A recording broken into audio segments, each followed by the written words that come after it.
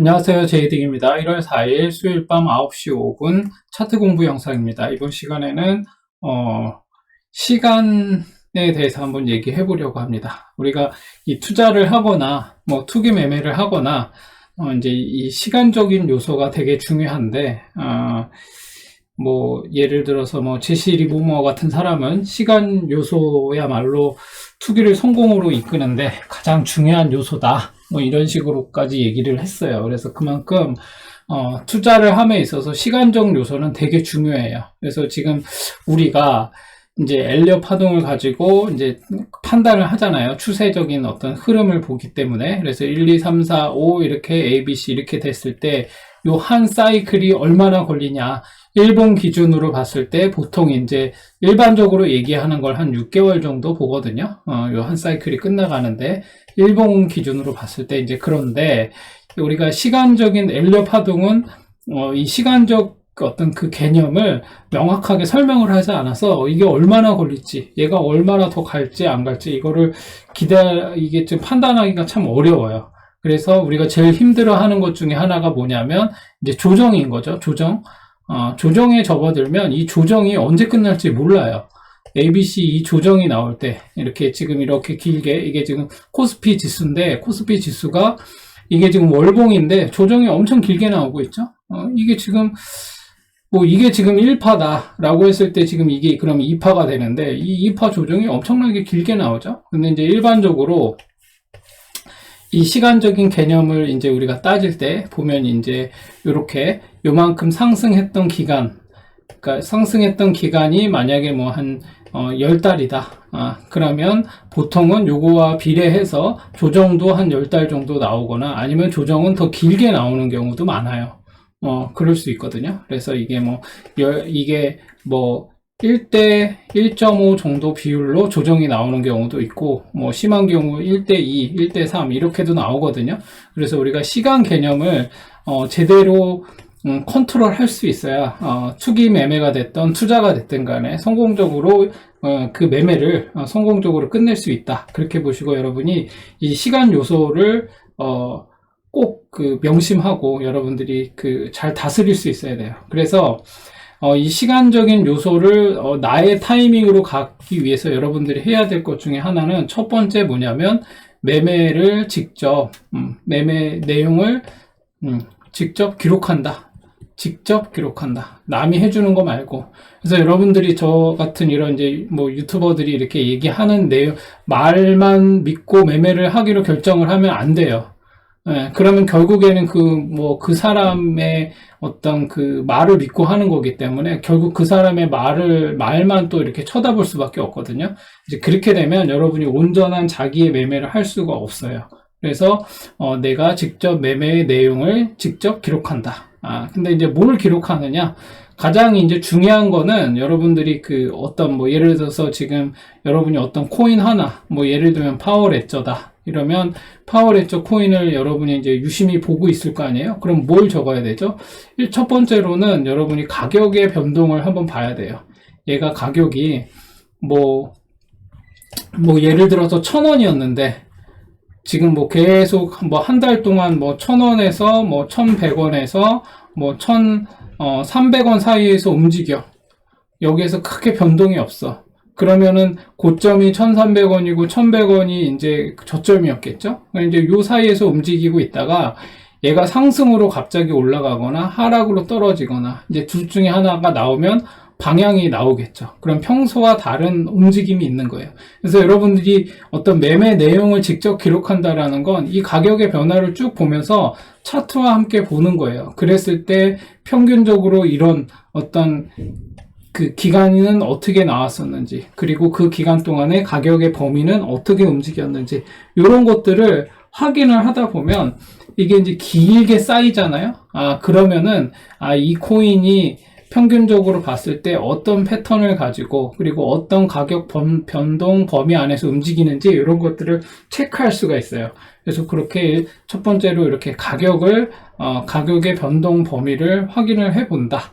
요렇게 요거만 하나만 적더라도 여러분들이 지금 이 코인이 어떻게 갈 것인가에 대한 어떤 그 시간을 여러분들이 시간적인 어떤 그런 그 통제력을 좀 가질 수 있다. 이렇게 보시면 돼요.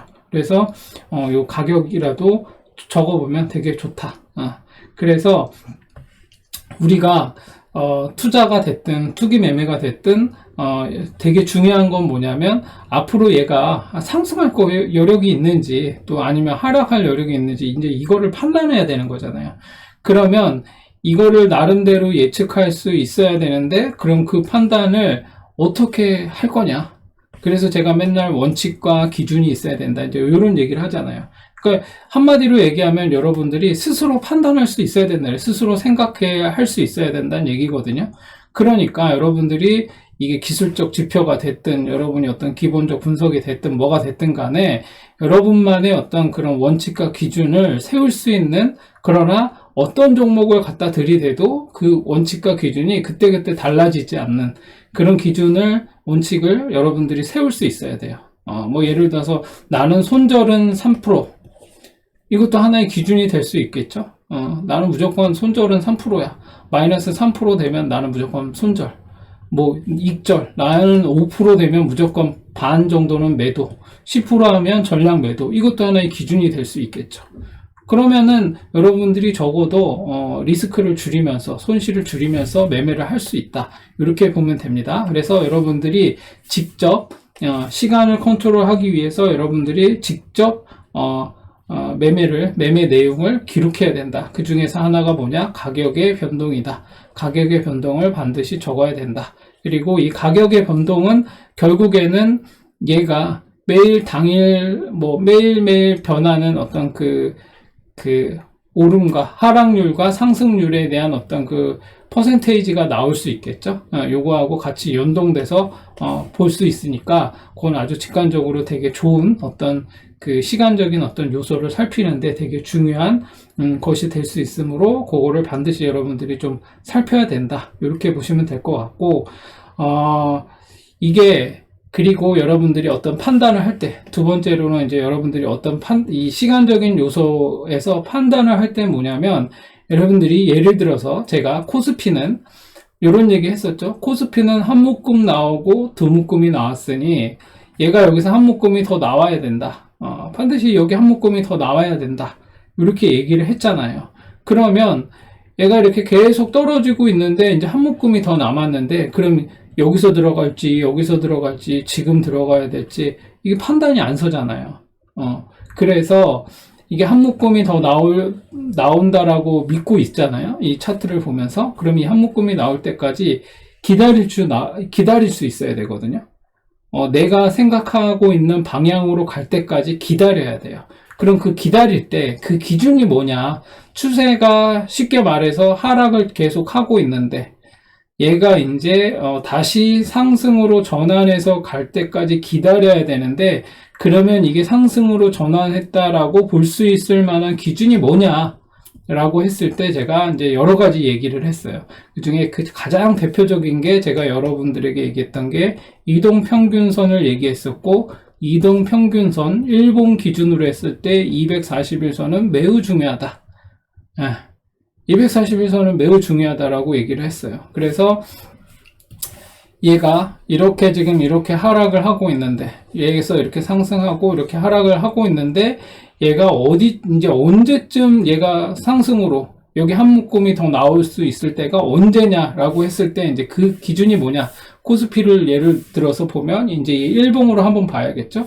일봉으로 보면 얘가 상승으로 이렇게 한 묶음이 나오기 위해서는 여기 241선 위로 올라가야 돼요. 이게 기준인 거예요. 그 전에는 아무리 여기서 막 갭으로 뜨고 막 난리를 치고 적산병 나오고 해도 소용없다. 왜냐? 내가 세운 기준은 241선 위로 올라갔을 때 상승으로 전환하기 때문이다. 이제 이런 얘기를 저는 계속 해왔어요. 그래서 저는 제가 갖고 있는 기준은, 이거는 사실 제 개인적인, 내가 막 이거를 연구하다 보니까 알게 된 기준이 아니라, 과거에 이 천재 같은 사람들이, 천재과에 속하는 사람들이 얘기했던 것들을 책으로 엮어서 냈는데, 그 책에 이런 매매 기법들이 나와 있는 거를 저는 이제 보고 제가 이제 그걸 따라 하는 거죠. 그리고 거의 그런 것들이 정통적으로 맞아왔기 때문에 그래서 그거를 고수하는 거고 기준을 세운 거예요. 그래서 아까 얘기했듯이 코스피는 월봉상 두 묶음이 나왔고 하락을 하다가 한 묶음이 더 남았는데 이 한 묶음이 더 나올 이 지금 상승으로 전환하는 기준이 어디냐, 전환점이 어디냐라고 했을 때 가장 대표적으로 봤던 게 1번 241선을 돌파해서 그 위에서 놀기 시작할 때다 라고 보는 거예요. 그럼 이제 새로운 파동이 시작됐다라고 보는 거죠. 그런 다음에 이제 두 번째 보는 게 여러분들이 봐야 되는 게 엘리어트 파동이에요. 엘리어트 파동으로 자 얘가 1파인지 2파인지 3파인지 이걸 확인해야 되죠. 241선을 돌파해서 올라갔고 그 위에서 놀기 시작해. 그럼 엘리어트 파동으로 봤을 때 어떻게 나오는지, 그리고 추세가 우상향하는 대세 상승의 어떤 그런 추세로 전환을 했는지 엘리어트 파동을 통해서 같이 확인을 하는 거죠. 그래서 그 기준이 지금 벌써 이것만 해도 지금 두 개예요. 여러분들이 이 기준만 갖고 있어도 엄한 자리에서 이거 바닥에서 지금 이거 코스피 지금 일봉상 이거 매수 못해요. 이거 더 꼬라박을 수도 있어요. 여기 쌍바닥 한번 더 찍으러 내려올 수도 있거든요. 그렇기 때문에 매수를 안 하는 거예요. 기다리는 거지, 여기까지. 기준에 부합하지 않기 때문에 지금은. 그러면은 여러분들은 지금 제가 시간 얘기를 하고 있잖아요. 시간적으로 기다릴 수 있는 거예요. 내가 기준이 세워졌고 그러면 그 기준에 부합할 때까지 얘가 여기 이렇게 해서 올라와서 241선 위에 있을 때까지 인내심을 갖고 내가 원하는 방향으로 내가 생각하고 있던 그 방향으로 가는 것을 입증해 줄 때까지 기다리는 거예요. 인내심을 갖고 기다려야 된다. 그 전에는 안 된다. 뭐 뉴스에서 무슨 뭐 이거 지금 떡락한다, 뭐 또 아니면 떡상한다, 아무리 뭐 이런 얘기들이 나와도 241선 아래에서 빌빌대고 있고 아직 쌍바닥도 못 찍고 있고 막 이러고 있으면 그냥 가만히 보는 거예요. 여유롭게. 그래서 시간을 다스릴 때 이런 기준을 꼭 갖고 있어야 된다. 첫 번째, 내가 직접 매매 일지를 써야 된다. 근데 그 일지를 쓸 때는 여러분들이 뭐를 해야 된다? 가격의 변동을 확인해야 된다. 제가 요걸 얘기했었죠. 그리고 내가 남의 말을 듣지 않고 스스로 내가 생각을 하고 판단을 해서 매매를 해야 되는데, 그리고 얘가 미래에 어떻게 움직일지를 예측을 해야 되는데, 그러기 위해서는 여러분만의 우리 원칙과 기준이 있어야 된다. 근데 그 원칙과 기준은 뭐였냐? 241선 위에서 움직일 때다. 이렇게 봐야 되고, 두 번째는 엘리어트 파동이다. 이렇게 지금 얘기를 했습니다. 시간을 나의 매매 타이밍에 맞추기 위해서 요거를 봐야 된다는 거예요. 그래서 세 번째로는 이제, 추세를 보는 거죠. 추세. 아까 여기서도 잠깐 추세를 얘기했지만, 이 추세가 확실하게 만들어졌는가를 보는 거예요. 그래서 제가 얘기했을 때, 우상향하는 차트의 특징이 뭐냐면, 이렇게 최저점을 연결을 했을 때, 이렇게 우상향하는 하나의 추세가 만들어져요. 그래서 이렇게 위아래로 이렇게 돼 있으면, 요걸 이제 추세대라고 하죠. 추세대. 고점과 저점이 일정한 어떤 그런 범위 내에서 딱 이렇게 직선으로 딱 걷을 때, 대각선으로 이렇게 걷을 때, 요 세 개가 딱 이렇게 딱 그 대각선에 딱 걸쳐지면은 저점입니다. 최저점을 연결했을 때 우상향하는 이런 그 추세가 형성이 되면, 이제 좀 이렇게 되면, 이제 좀 우상향하는 추세로 만들어졌구나. 그리고 이렇게 한번 쭉 내려오다가 이런 추세가 한번 만들어지기 시작하면 이제 얘가 조정을 받더라도 쉽게 잘 안 꺾여요. 요렇게 지금 요거와 요거를 받고 그 다음에 추세를 살피는 거예요. 241선 위로 올라가서 얘가 이렇게 만들어질 때, 그러면 이제 이제는 매매 타이밍이 왔구나 이렇게 보는 거죠. 그러면 이게 한번 이렇게 추세가 만들어지면 내려갈 때도 마찬가지고 상승할 때도 마찬가지고, 이 한 번의 이 강력한 어떤 추세가 형성이 되기 시작하면 아무리 조정이 나와도 이게 쉽게 꺾이지를 않아요. 언제까지? 꼭지를 갈 때까지. 한 사이클이 끝날 때까지는 이 추세가 계속 이렇게 옮겨져 가거든요. 그래서 여러분들이 이렇게 한 3가지 정도 내가 이 심리적인 어떤 그 타이밍을 맞추기 위해서 타이밍이죠. 요 시간을 나의 매매의 타이밍에 맞추기 위해서 여러분들이 알아야 될 게 이런 거예요. 그러나 여기서 이제 한 가지 더 붙이면 내가 시간 싸움에서 질 수밖에 없는 경우가 있어요. 그게 뭐죠? 빚투입니다. 빚으로 하시면 안 돼요. 레버리지, 무슨 선물 이런 거, 이거는 여러분 피를 말립니다. 여러분이 시간 싸움에서 져요. 넣다 뺐다 해야 돼요. 이거 선물할 때. 마진 이런 거 할 때는 넣다 뺐다 해야 돼요. 바로 그냥 기계적으로 내가 생각할 때 마이너스 1% 아니면 마이너스 0. 뭐 한 2, 3%만 나와도 바로 매도, 다시 또 들어가고, 이거를 계속 반복해야 되거든요. 근데 이렇게 할 수 없잖아요, 여러분들이. 이게 전업 트레이더도 아니고, 그리고 전업 트레이더도 의외로 대부분 수익률은 처참하다. 그렇게 보시면 돼요. 여러분들이 지금 뭐 저같은 이런 뭐 그냥 이렇게 조금 안다고 하는 이런 전문가들 나와가지고 떠드는 게 사실은 다 그게 뭐 운이 좋아서 그런 경우가 대부분이기 때문에 여러분들이 그런 거에 너무 현혹할 필요 없다. 그래서 여러분들이 이 투자를 하거나 투기 매매를 할 때 이 시간 요소야말로 정말 중요한 요소 중에 하나다. 결국은 어떻게 보면 이 시간이 투자의 거의 한 80~90%를 차지할 정도로 되게 중요한 요소 중에 하나예요. 뭐죠? 그래서 제가 계속 외치는 게 뭐죠? 홀딩이에요. 홀딩. 홀딩.